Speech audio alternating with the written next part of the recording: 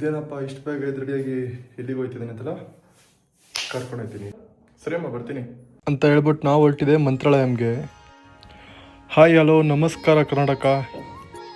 ಇವತ್ತು ನಾನು ಅರ್ಧ ಗಂಟೆಯಲ್ಲಿ ಬೆಂಗಳೂರಿಂದ ಮಂತ್ರಾಲಯಂಗೆ ಹೋಗೋದು ಯಾವ ಥರ ಅಂತ ತೋರಿಸ್ತೀನಿ. ಈ ವಿಡಿಯೋನ ಕೊನೆವರೆಗೂ ನೋಡಿ ಮತ್ತು ಈ ವಿಡಿಯೋಗೆ ಲೈಕ್ ಮಾಡಿ ಶೇರ್ ಮಾಡಿ.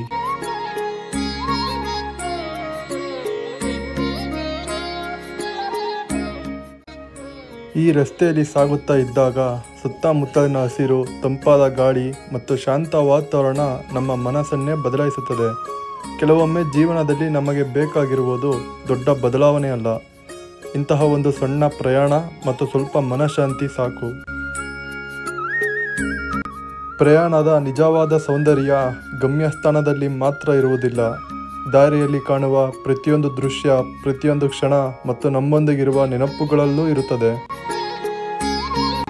ಏನಪ್ಪ ಇದು ಅರ್ಧ ಗಂಟೆಯಲ್ಲಿ ಬೆಂಗಳೂರಿಂದ ಮಂತ್ರಾಲಯಂಗ?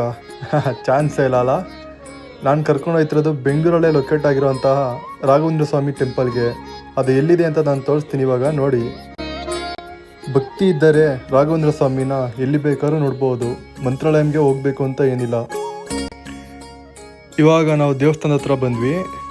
ಕಾರ್ನ ಪಾರ್ಕ್ ಮಾಡಿಬಿಟ್ಟು ಆಮೇಲೆ ಒಳಗೆ ಹೋಗ್ಬಿಟ್ಟು ನಾನು ವಿಡಿಯೋ ಮಾಡ್ತೀನಿ. ಯಾರ್ಯಾರು ವಿಡಿಯೋ ನೋಡ್ತಾ ಇದ್ದೀರೋ ಅವರೆಲ್ಲರೂ ಇಲ್ಲಿಂದನೇ ರಾಘವೇಂದ್ರ ಸ್ವಾಮಿ ದರ್ಶನ ಮಾಡ್ಕೊಳ್ಳಿ. ಹಾಗೆ ಎಲ್ರಿಗೂ ಒಳ್ಳೇದಾಗಲಿ ಅಂತ ಕೇಳ್ಕೊಬಿಡಿ.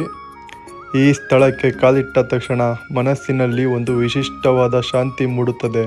ಭಕ್ತರ ಮುಖದಲ್ಲಿ ಕಾಣುವ ನಂಬಿಕೆ ಮತ್ತು ಭಕ್ತಿ ನಮ್ಮಲ್ಲೂ ಹೊಸ ಉತ್ಸಾಹವನ್ನು ತುಂಬುತ್ತದೆ. ಶ್ರೀ ರಾಘವೇಂದ್ರ ಸ್ವಾಮಿಗಳು ಭಕ್ತರ ಕಷ್ಟಗಳನ್ನು ದೂರ ಮಾಡಿ ಒಳ್ಳೆಯ ದಾರಿಯನ್ನು ತೋರಿಸುವ ಗುರು ಎಂದು ಲಕ್ಷಾಂತರ ಜನರ ನಂಬಿಕೆ. ಆ ನಂಬಿಕೆಯೇ ಪ್ರತಿದಿನ ಸಾವಿರಾರು ಜನರನ್ನು ಇಲ್ಲಿ ಕರೆ ತರುತ್ತದೆ.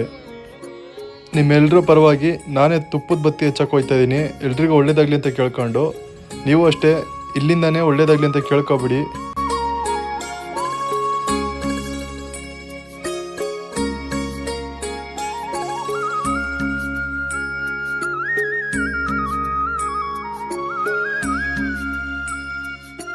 ಇನ್ನೂ ಯಾರ್ಯಾರು ಈ ದೇವಸ್ಥಾನಕ್ಕೆ ವಿಸಿಟ್ ಮಾಡಿಲ್ವೋ ಒಂದ್ಸತಿ ವಿಸಿಟ್ ಮಾಡಿ ಮತ್ತು ಈ ವಿಡಿಯೋಗೆ ಲೈಕ್ ಮತ್ತು ಶೇರ್ ಮಾಡಿ ಮತ್ತು ಸಬ್ಸ್ಕ್ರೈಬ್ ಮಾಡ್ಕೊಳ್ಳಿ.